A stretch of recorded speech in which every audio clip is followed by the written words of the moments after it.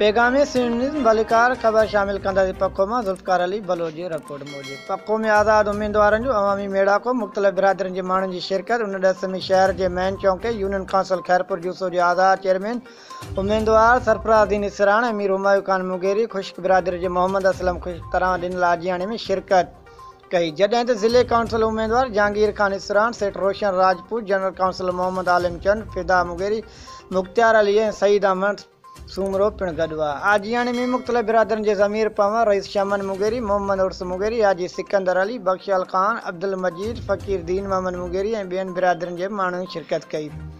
उन मौक़े ते चेयरमैन उम्मीदवार सरफराज़दीन इसरान चयो त इहा अवामी पावर शो ॾिसी मुख़ालिफ़ बुखलाट जो शिकार थी विया आहिनि, जेके केतिरनि ई हंधनि तां का बि अवामी वोट न मिलण ते मायूसी जो शिकार आहिनि। उन वधीक चयो त यूनियन काउंसिल खैरपुर जूसो तबाह करण सां मुंहिंजी जंग जारी आहे, जेका अवाम जे हक़नि ऐं ॻोठनि जे भलाई जे लाइ आहे। किरोड़े रुपयनि जा फंड अचण बावजूदि यूसी जे अवाम खे को बि रिलीफ न मिली सघियो आहे, पर मां उन ख़राब निज़ाम ख़िलाफ़ आवाज़ उतारींदो रहंदुसि। मीर हुमायूं खान चयो त पीपी सिंध जी तबाही जो नालो आहे। रोड रस्ता तबाह थी वियल आहिनि, हर पासे फुरलट खां सवाइ कुझु बि नज़र नथो अचे। ईंदड़ बल्दियाती इलेक्शन में आज़ाद उम्मीदवार सोभारा थी सिंध में हिकु मज़बूत इत्तेहाद जो हिसो हूंदो। वधीक ख़बरुनि ऐं न्यूज़ अपडेट लाइ विज़िट कंदा पैगाम सिंध।